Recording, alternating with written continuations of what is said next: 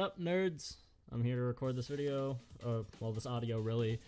You'll have to forgive me, this is completely unscripted, and I'm going to be watching this video that I recorded of myself, kind of with you guys. So I'll try to elaborate on a lot of stuff that I remember simply from memory or what's coming up.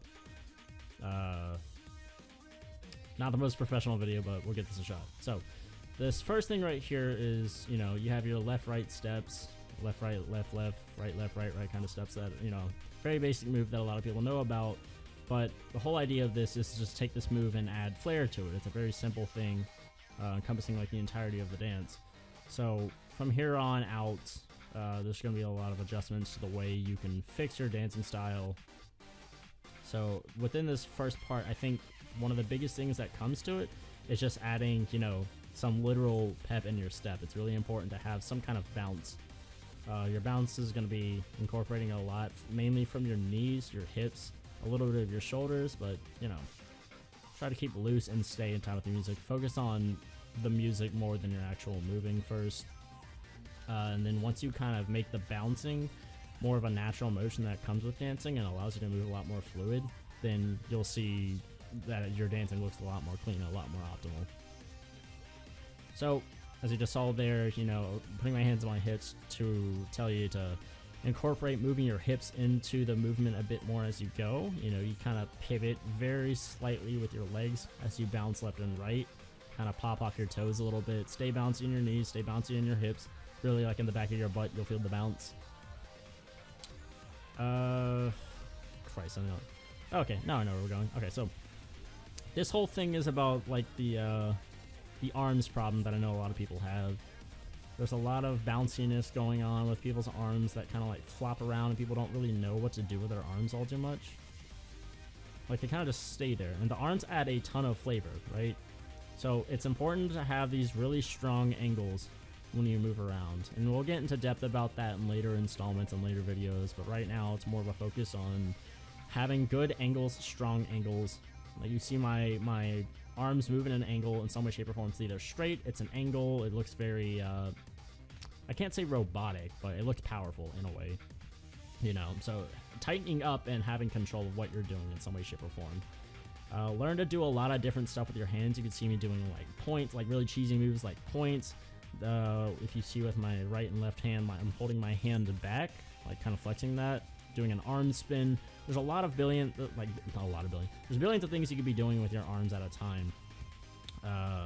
But whatever you do, even something as silly as this, adds a lot of flavor and a lot of power to your motions, right?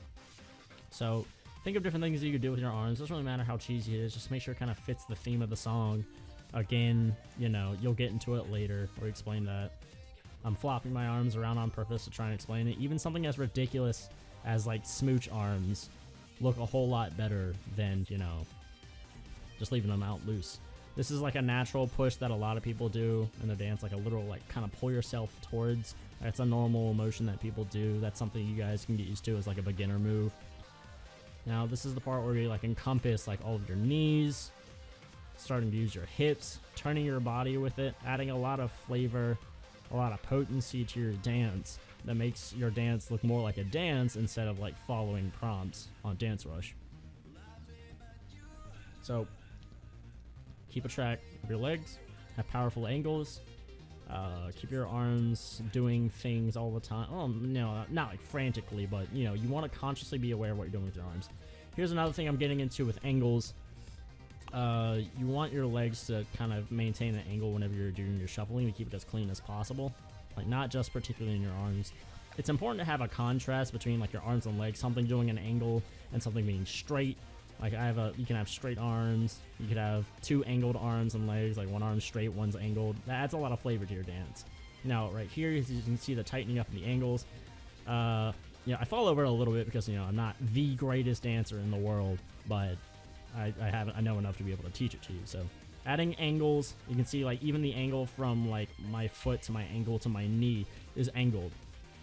It adds a lot of, well, I already said strength. I don't want to be repeating myself all the time. Here's the SpongeBob. This is a move I know a lot of people have problems with, but I'll make an entirely separate video on this, explaining this a little more in depth. But this whole move is angles. It is straight, it is angles, and then once you get good at the motions of it, you'll just build up the speed.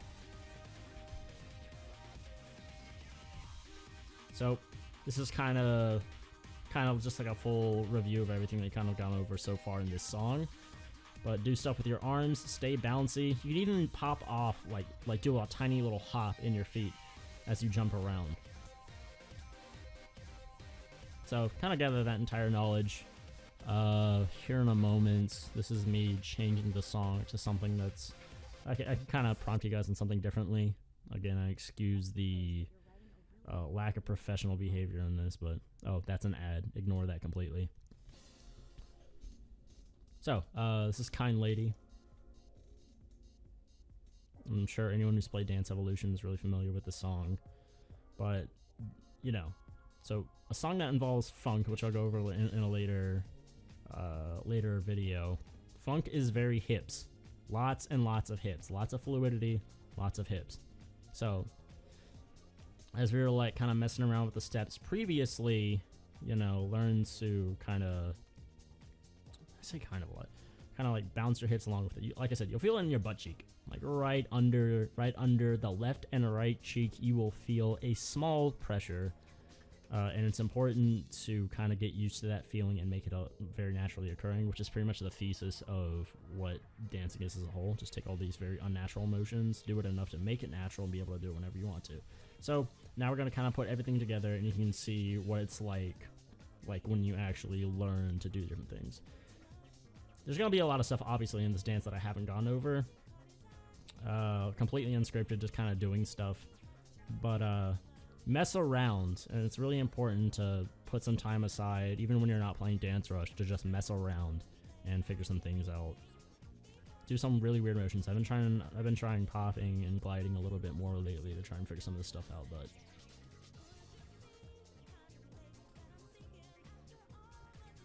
lots of hips, you know, using tight spins. I'll explain drilling later. Using body flow. A lot of this also is going to be covered in individual videos, not just like era or genre, but like specific categories of dance. Like instead of like hip hop and jazz, it's going to be like breaking and popping and flowing.